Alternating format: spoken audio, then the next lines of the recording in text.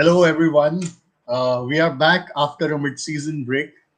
Champions League doesn't have that anymore, but we are going to have that from this season. Short break. A lot of stuff has happened, so today we are going to just review two or three key themes that have emerged in the past 1 month in the English Premier League. Uh, we'll of course talk about Arsenal and Man United because Varun and I are here, and because Varun is here, we'll also talk about Spurs, especially with the recent events of the wonderful result that Arsenal had yesterday, and just reviewing whatever upheaval or sort of big transition and changes that have happened in the last 1 month. So let's start from the top. Varun, let's talk about Arsenal and sort of the form that they've had. I think Yuvraj and I have been constantly saying since let's say October that Arsenal have got this league in the bag with a like a high single digit, double digit lead, and you've been constantly sitting on the fence or just asking us to calm down that let's wait for like April, May to see where things are at, and let's not get so excited about it. And unfortunately, you've jinxed your own team. So, how do you feel about that? See, this is one thing I would have loved to be wrong about, but uh, unfortunately or fortunately, I'm right about it. Um, not that. See, the thing is, as I've been saying, right? Uh, it's too early, right? Things can change in the English Premier League very, very quick. In the span of 2 to 3 games, the forms can dip and the forms can rise, right? And knowing Guardiola as a manager and seeing him over so many years with first Barcelona, then Bayern, then with Man City, he always finds a way, right? So, and he always finds a solution to the problems at hand. And I mean, very difficult to see him go 2 seasons without competing in the league, like properly competing in the league, right? So, I think from a Man City perspective, this kind of a charge was coming.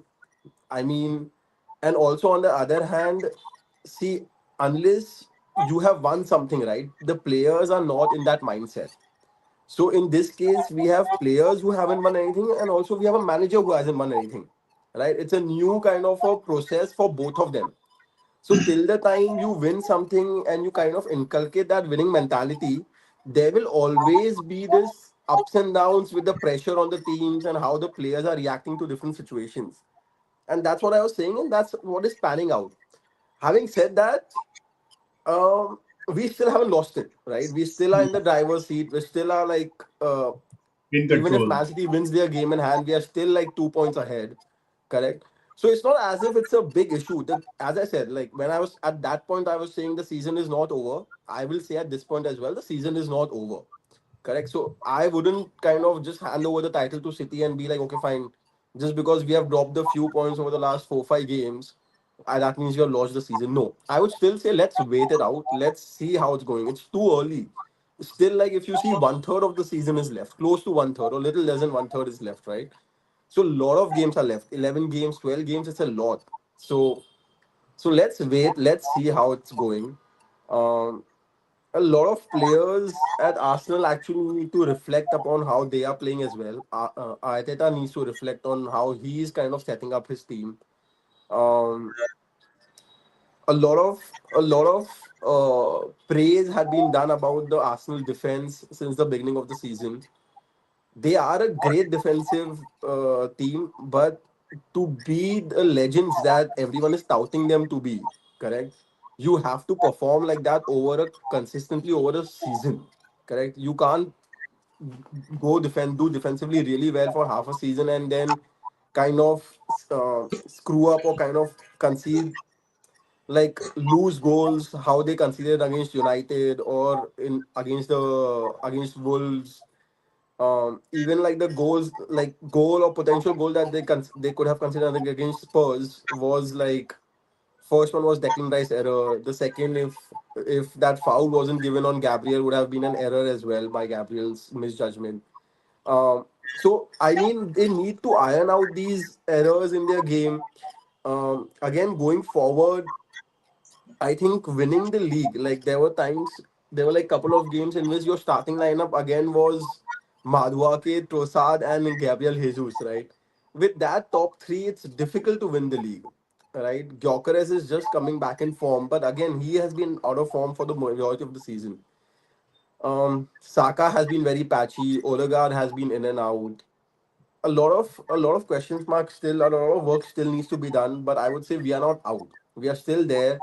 We are in fact ahead of City by 2 points. Even if City wins their game in hand, let's So not I drop our was shoulders. Let's not drop our head and kind of just Mhm. be calm about the things and uh, let's see what happens. So I was looking at the last, let's say, 10 results that Arsenal have had in the league, right? Uh, Yeah, they have dropped points versus Liverpool at home, which I think is yeah. okay. Like if you draw Liverpool at home, you should win it, but it's okay to draw Liverpool at home. The Uh, problem is not drawing Drawing, Liverpool as well. The yeah, problem no, no, is I'm going through your all the second half results. performance in that game. Mhm. The performance in that game wasn't good. The perform at home versus Liverpool, who were under so much pressure and they were not performing well at that point, right? Their second half performance, literally, Liverpool dominated the second half. So sometimes it's not about the result, it's the performance, which is kind of a predictive analysis as to what's going to come going forward. Correct?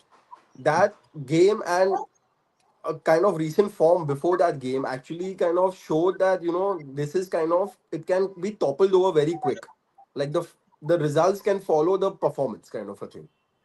So you Yeah, you're saying. mentioned that Arsenal does not have the winning know-how because Yeah, no one in the team has won anything substantial. The manager hasn't correct. won anything substantial.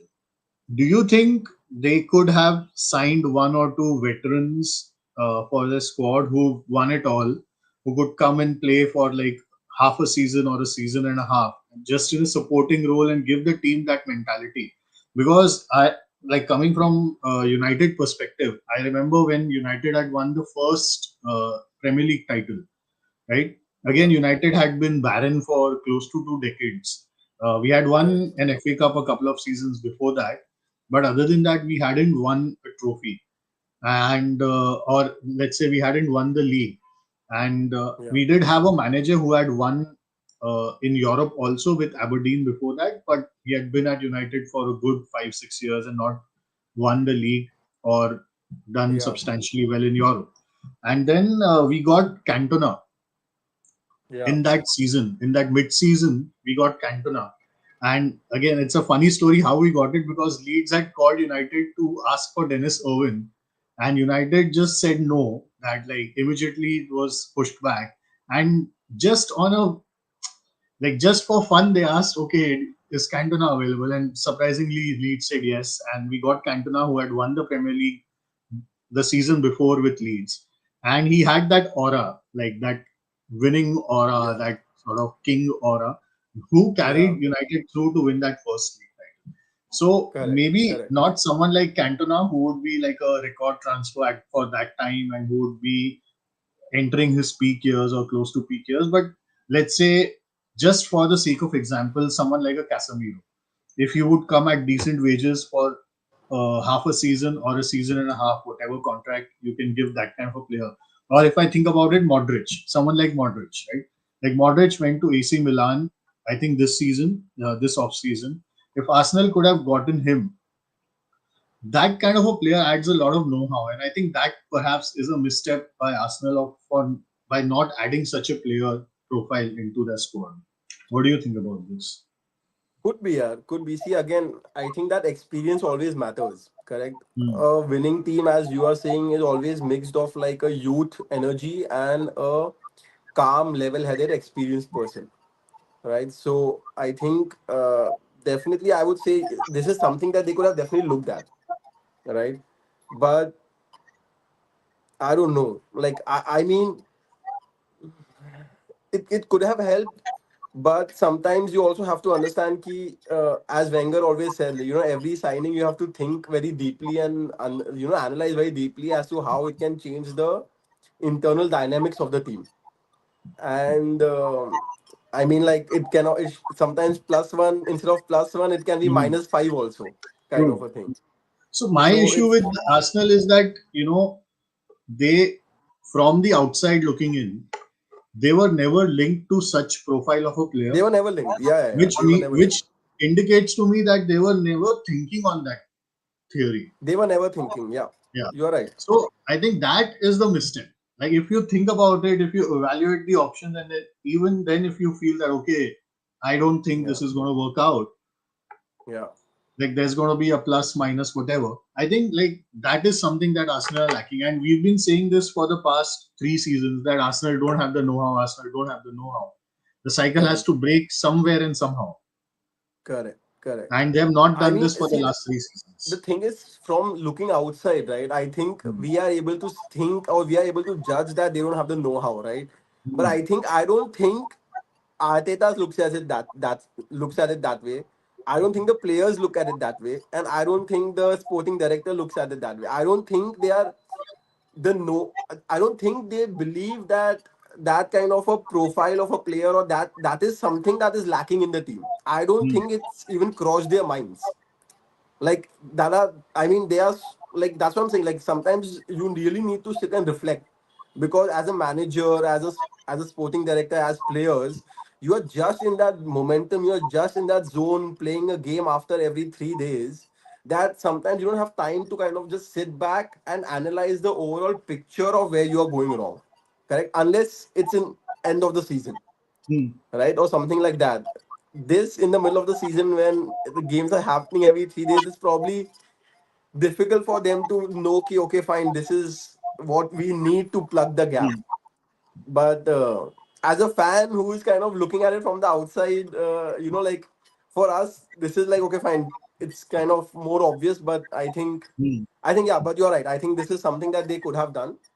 And I think I honestly, if someone like Modric was available and they could have signed him, it would have been a good addition, Yeah. because he's a Like good character as well, and he's a great person to have in your dressing room. Like I think So Modric would have been difficult because of his Spurs links, but correct, like but just similar player of but similar ilk. just like even if we take Modric, okay, Arsenal got Christian Norgard from Brentford for about 10 million in the transfer fee plus whatever Correct. wages they are paying him. Now, if a Yeah. veteran like Modric, Hmm. forget about his Spurs links, even if we consider Modric himself, Arsenal can afford to pay him those 10 million in wages over and above whatever they are paying Norgard. So let's say it's like 12, 13, 15 million.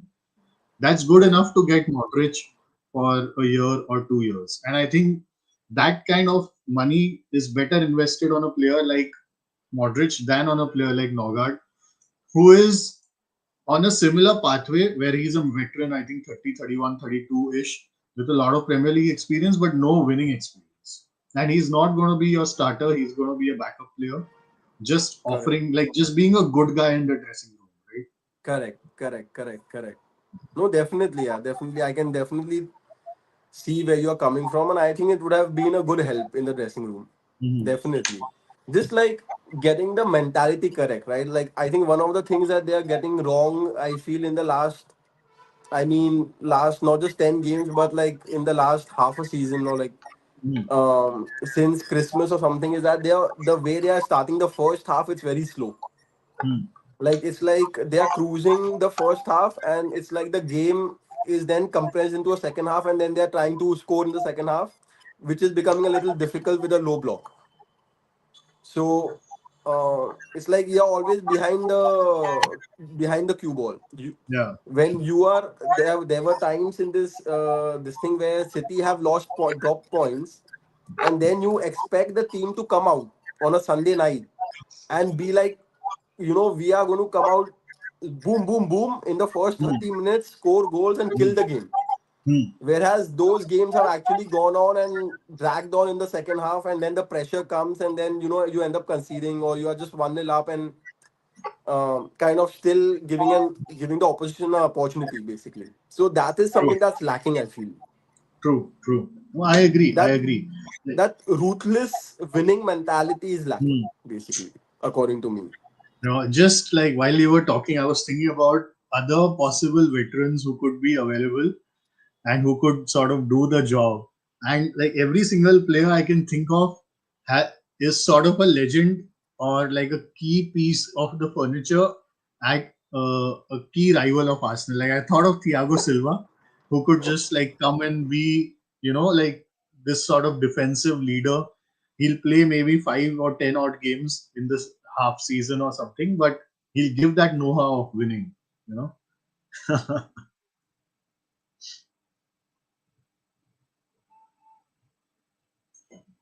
are you there, Varun?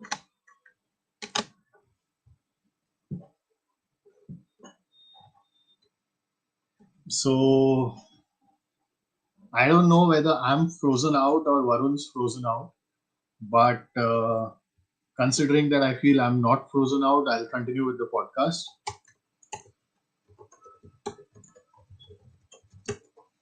So yeah, that's about Arsenal. I think maybe having like a winning know-how in the team would have helped them to sort of manage this period of the season better. And also, sometimes I feel that teams just go through a slump. Like they've had a very good season until let's say Christmas, and then players burn out. Teams go through a little bit of a slump. They had key players coming in and starting, whereas the players who had performed earlier in the season were benched. Like Odegaard was starting after coming out of injury, and Eze, who was phenomenal before that, he was benched. So these kinds of things happen, and of course, as Varun said, they are still in the driver's seat, and let's see how the rest of the season pans out. Guardiola has been known to find solutions, which he has sort of. We'll discuss about it in another episode, but it's in Arsenal's hands, and they should not think about any other manager or any other team, and just focus on themselves. And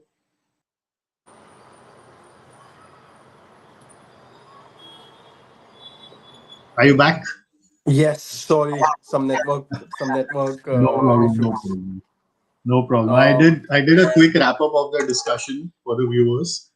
okay, So if you want, we can move to the next topic or the next team that we want to sounds good. discuss. Sounds good. Sounds good. Yeah. Uh, yes, let's come to the United section. Uh-huh. Manan, very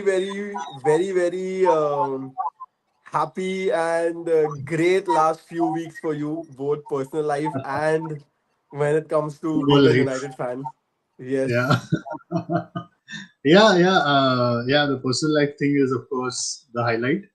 But as a United fan, I have been very open about the fact that I was not so happy that Ruben Amorim was sacked when he was sacked. Um, that said, the interim manager has had his effect, where you know, it seems that now players are talking about how Carrick has lightened the mood and simplified stuff, which tells me that Amorim was making stuff too complicated. His theories, his plans were not getting through to the players in a way that they were not able to comprehend what's happening.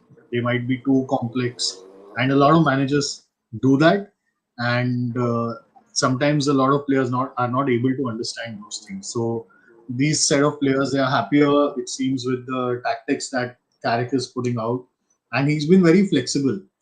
So I see, I mean, it's a huge comparison, but I see the flexibility that Sir Alex had, where he would want to go for attacking fast play, but he would also adapt to his opposition. Like I remember in one of those Champions League games in the late 2000s where we used to play AC Milan a lot in the quarters or the semis, and Sir Alex would just like play 4-5-1 and man mark Pirlo out of the game by putting Jisung Correct. Park on him. Like Yeah. that is let's say a negative or a defensive strategy, but he did that to win. So he was very Correct. flexible with his plans, and Carrick has kept things simple and sort of been flexible tactically in all the games. That said, I think after the Man City game, where the performance was phenomenal, the other games, the results have been good, the performance have been patchy. Like against Arsenal, also, of course, it was a good performance where we conceded the ball, we weren't attacking so much, and we weren't dominating play.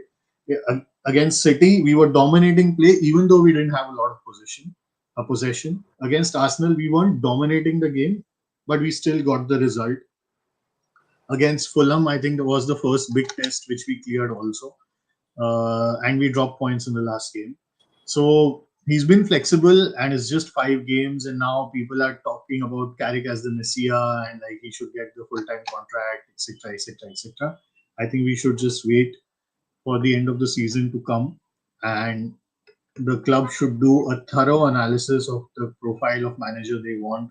Carrick should definitely be in the mix, but he should not be a front runner in my book. And whatever the result comes up of their search, let's see how that goes. But yeah, of course, I'm very happy with the upturn of performances.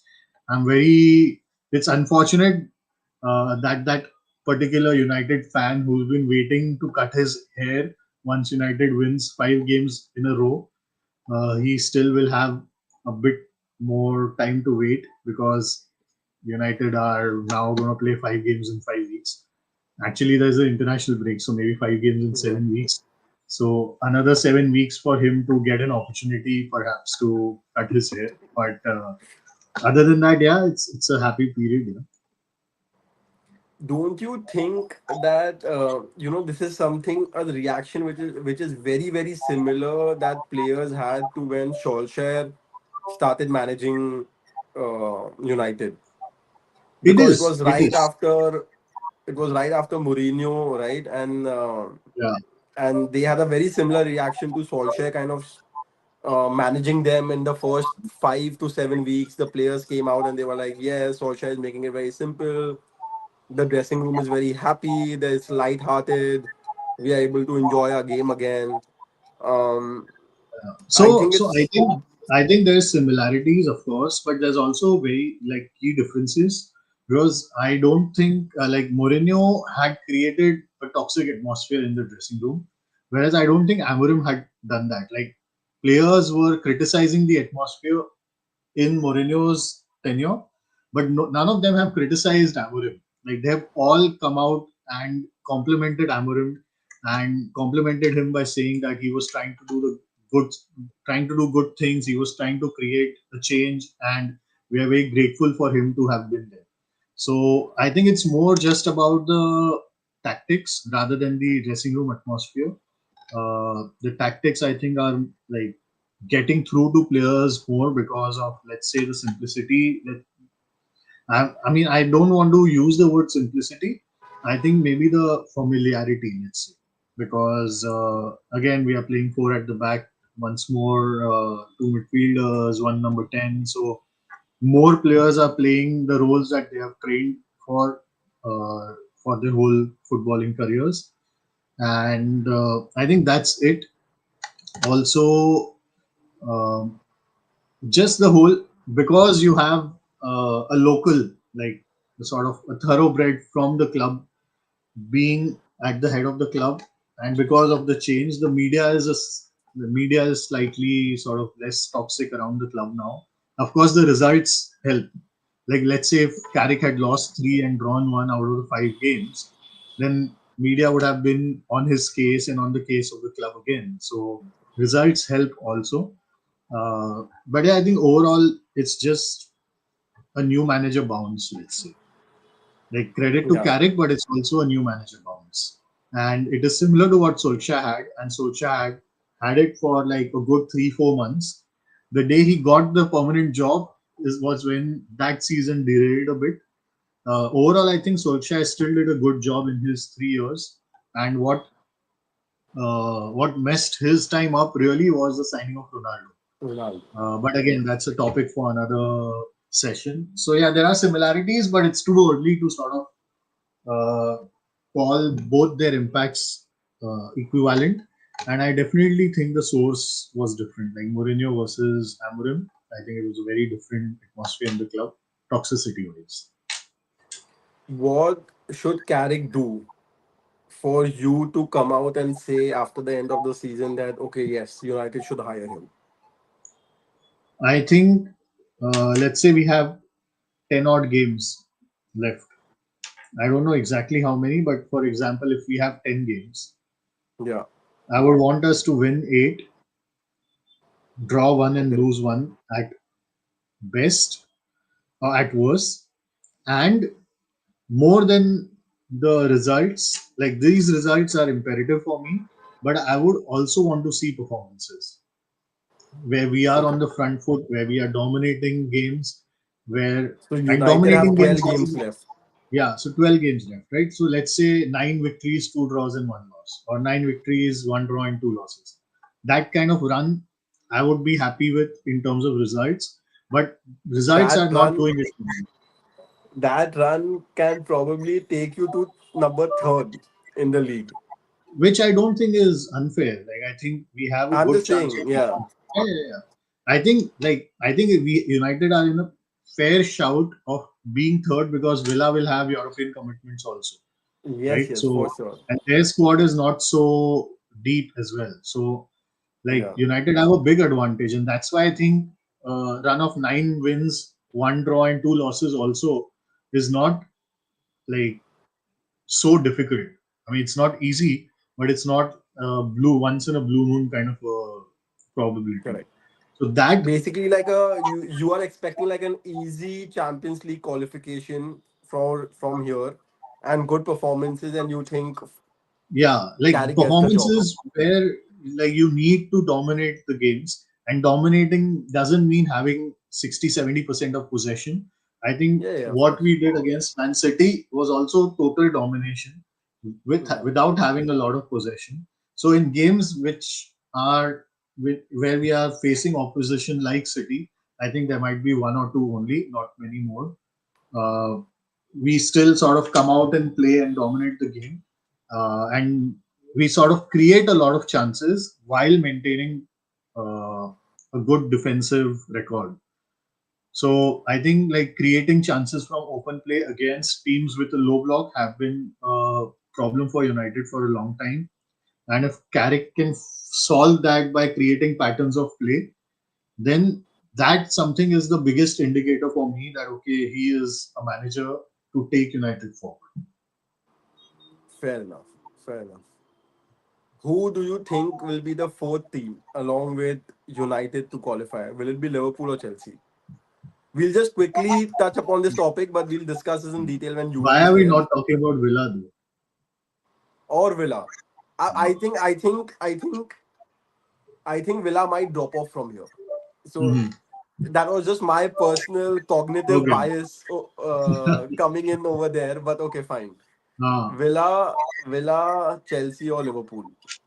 so I think it's too close to call between all four for the three positions. To be honest, it's not like United are a shoe in. I think United have the best chance to qualify, but it's not like they are 100% shoe in for me because there's been so much turbulence and there's so much variability.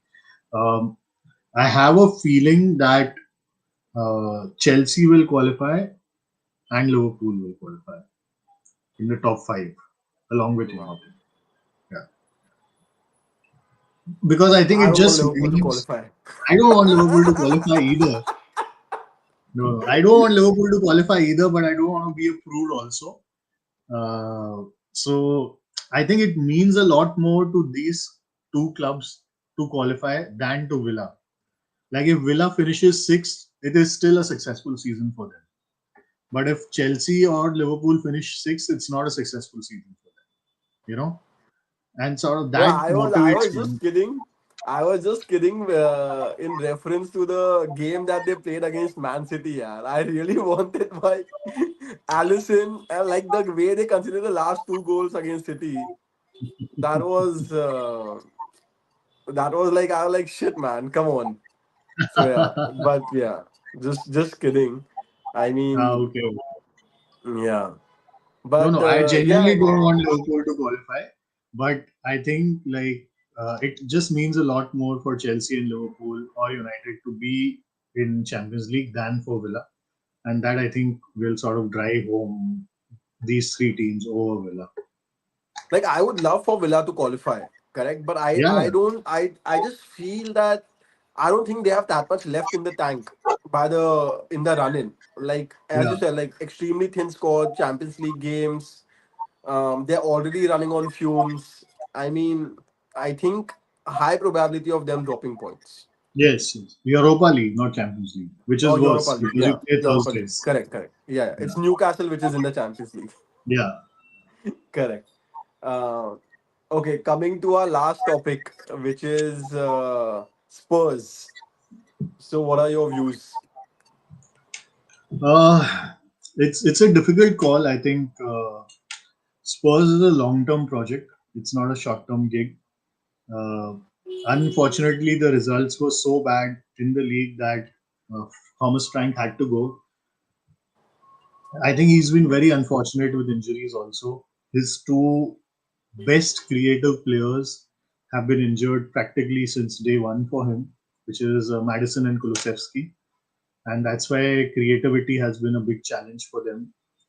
He has had a lot of new signings coming in. So settling them together, it's settling the whole squad is a challenge, and his captain is getting red cards every 3 4 weeks, so that doesn't help either. Yeah, That said, I don't think he understood, like, he could comprehend the size of the job at hand. I think he was still treating Spurs as Brentford, whereas club, although they might be playing worse than Brentford, and it's not a this season thing, it's been there for a couple of seasons, like, right? So if you take out the whole history of it, how Frank was treating the club was probably correct, but that doesn't satisfy anyone because once you've reached a certain kind of stature, a certain kind of position, you expect your team to play that way. Same with me and United, same with any other club, right? Uh, so I think that overwhelmed him a little, and he was still sort of playing the underdog, where his mentality should have been to play from the front, play aggressively, play dominated, right? So so I think that happened. What was more surprising for me was the choice of the interim manager. Uh, I, for the life of me, would not have said that he would be the interim manager if you had asked me for the appointment. Genuinely, like yeah. I I would not mean, have done. majority of the people, yeah. I mean, if you Yeah, ask anyone, they would be like, it was like a very left field kind of a choice, right? So, yeah. But now that, like, exposed, if I think about it, and having read a lot more about Tudor, I it sort of makes sense to a certain extent because this squad is sort of built to play three at the back, which is what his chosen formation is. Like, it's not built for three at the back, but it's comfortable playing three at the back, which is what his chosen formation is. And he has done this kind of a rescue job well about three times in the Serie A, including at Juventus last season. So he's been at a big club. He's done this kind of a rescue job before. So it sort of makes sense. And he agreed for a 6 month or like a half a season contract. So these things, I think, sort of work in his favor, and that's why he's there. And I mean, let's give the guy benefit of doubt and let's see how he does. so 17th last season, Spurs. Um, 16 17th, this season. 16th, 16th, yeah, last 17, season. 17th last season. 17th last season. No, no. Yeah, 17th last season. Oh wow. Yeah, 17th last season. Acha, I thought they were 16th. Okay. no, This season they are 17th. 16th. Yeah. They are 16th now, Uh-huh. and West Ham are slowly like beginning to perform. Yes, Burnley yes. have gotten 4 points in the last two games. West Ham have got 5 points in the last three games. Gap between Spurs and West Ham is 4 points. So since Christmas, both Burnley and West Ham have covered 5 points each on Spurs. Yeah. Yeah. See, So it's Burnley, I tricky. think, It's still is a tricky. little far away. 10 points is a bit too much to ask. Uh-huh. Um, in with 10 games to go, but West Ham can definitely claw them back. Yeah, I feel 4 points can be kind of overcome. Yeah, yeah. I mean, I think Spurs are right now in a relegation battle for sure. No, not Burnley. Sorry, I meant Forest and West Ham. Yeah, Both of them have covered 4 points each, 5 points each on Spurs since Christmas. So correct, and I think they are in the relegation fight. I don't like. I want to say that they will not be relegated. Like they have too much quality in them to come out of this. But now they are in the dogfight. Like they are in the real dogfight now. See, last season yeah, what happened was that Ange just went for it in the Europa League and just about managed the Premier League. And he's like, correct, okay, I'm going to qualify for the Champions League through the Europa League. I'm going to go for it, and that's my goal. That you can do in Europa League being Spurs. But being Spurs, you can't do that for the Champions League. So I feel now they'll have to focus on the league over the Champions League and try to correct, improve their position. correct, correct, for sure. I Yeah. mean, What are your thoughts about the sacking and the new manager? I think CR. I feel I don't think he was doing a great job at Spurs, right? I think he's a Mm-hmm. good manager, correct? Mm-hmm. He's a good manager. It's just that I don't think Spurs and him fit really well. So I think like, and I think this the situation at Spurs is also not good, right? Like the kind of signings that they are doing, or the kind of structure that they have behind the scenes in terms of the sporting director and the manager, the kind of say that the manager has in the other, like in terms of signing the players, in the terms of support that he was getting, wasn't up to the mark as well, right? Like there were news that he actually identified and wanted to sign a few players that were not kind of signed during this summer window or during the Jan window. Mm-hmm. I think all of those things, I mean, it kind of, I just felt, it wasn't a perfect hand in glove kind of a setting at Spurs, right? And that kind of showed in the results as well. Um, I don't know about this Tudor guy too much. Like, I have not seen him too much. Honestly, like, it was a completely left field appointment, as you were saying, right? Like, not expected at all. I would have actually gone and hired some English manager who is like a relegation specialist. Like how some of the managers have that knack, right? Like Sean Dykes, of course, is Mm-hmm. not available, but like whatever. Like there are few managers who have that kind of a know-how, who can actually help you So survive. Tudor So has that. Tudor has that, but in this area. And he's done that exactly, like it's three a times it's a in this area. difference. It's a difference, right? It's Yeah. it's not uh, I would have gone and like preferred if I was a Spurs fan, I would have preferred as an interim role. They would have signed some hardcore English manager who knows to play that tough football. Correct, because if you see the league also this season, it's all about set pieces. It's all about scoring those scruffy goals, winning the second balls. Correct, the league this season is all about that. Correct, so having that the good old scrappy English manager would have actually helped them in the relegation run in. But let's see. I mean, Did you see the game I mean, yesterday? as an Arsenal fan, I mean, I'm not complaining, right? Like, okay, fine, Did whatever you is see the happening game at yesterday? Spurs. What? Did you see the game yesterday? I actually crashed. I was damn tired, so I crashed. But I Okay. saw the game today. Like the Uh, full game or the highlights? the majority of the game, basically. And Uh, how was the performance of Spurs? See, again, there were periods in which they were playing well, correct? But as you can see, right, they give too many chances away. There's always a mistake in them. The keeper is very fragile. The back four is very fragile. When you're watching a game with Spurs, they can concede any moment. It's you can see it that the goal is coming sometimes, kind of a thing, right? Um, I mean, Like, could you see the players were charged up? They were like more aggressive. The tactics were different. Like, they were, but I mean, I feel they're going to struggle. I feel they are not going to have the kind of bounce that United have under Carrick. It's not.